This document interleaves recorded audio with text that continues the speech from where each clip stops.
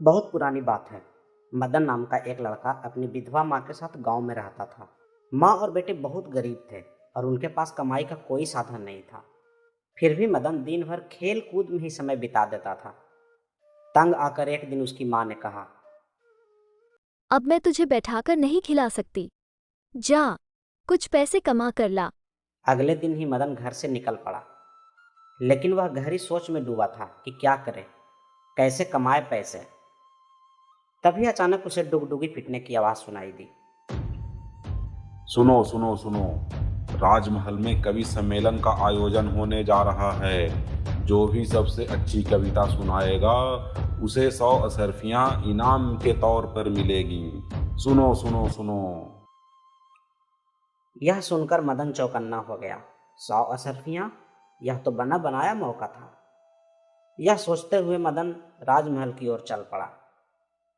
चलते चलते वह सोच रहा था कि उसने कभी कविता तो रची ही नहीं है, लेकिन वह मस्त स्वभाव का था, इसीलिए वह आगे बढ़ता चला गया, यह सोचकर कि रास्ते में कुछ न कुछ सूझ ही जाएगा। थोड़ी दूर पहुंचा तो उसे एक कुत्ता दिखाई दिया। कुत्ता अपने पंजों से जमीन खोदने में लगा हुआ था। मदन ने सोचा, क्यों न अभी अपनी कविता शुरू की जाए।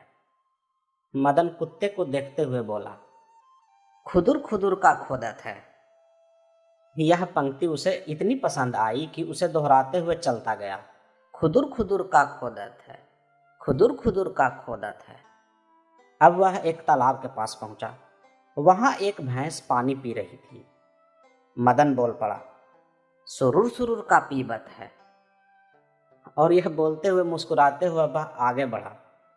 इतने में एक पेड़ की डाल पर चिड़िया बैठी दिखाई पड़ी। चिड़िया पत्तियों के बीच से सिर निकालकर इधर उधर झांक रही थी।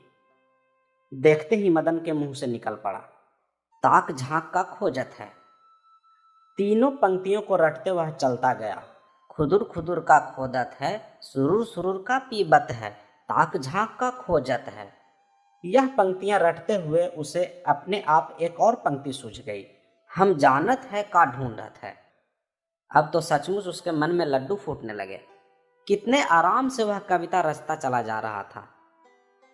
तभी अचानक उसे सरसराहट की आवाज सुनाई पड़ी।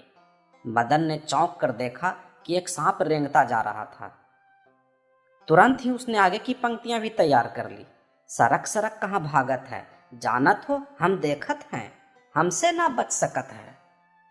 अब सिर्फ एक पंक्ति बाकी रह गई थी, पर मदन निश्चिंत था कि वह पंक्ति भी चलते चलते सूझ ही जाएगी। मदन राजधानी पहुंचा तो राजमहल का रास्ता ढूंढने की समस्या खड़ी हुई। उसने पास खड़े एक आदमी से पूछा, भैया, आपको राजमहल का रास्ता मालूम है? क्यों नहीं, मुझे नहीं मालूम होगा तो किसे मालूम होगा। मदन ने सोचा कि जरूर यह राजमहल का ही कोई कर्मचारी होगा। तो उसने पूछा, आप कौन है साहब?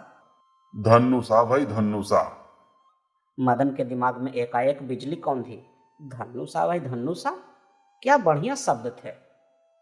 उसने इन्हीं शब्दों से अपनी कविता की अंतिम पंक्ति बना डाली। वह खुशी खुशी राजमहल पहुंचा।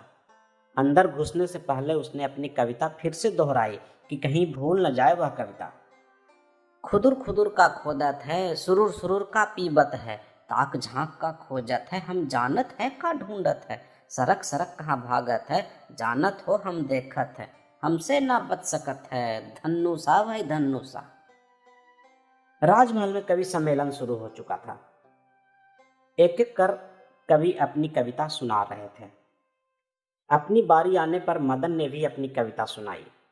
खुदुर खुदुर का खोदत है, सुरुर सुरुर का पीबत है, ताक झांक का खोजत है, हम जानत है का ढूंढत है, सरक सरक कहाँ भागत है, जानत हो हम देखत है, हमसे ना बच सकत है, धन्नुसा भाई धन्नुसा। सुनने वाले एक दूसरे का मुंह ताकने लगे। क्या अर्थ होगा इस विचित्र कविता का?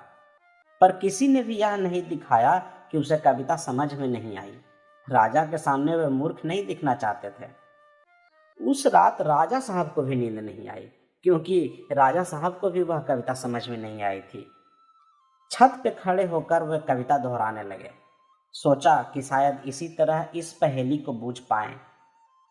लेकिन संयोग से उसी समय कुछ चोर राजा के खजाने में सेंध लगा रहे थे।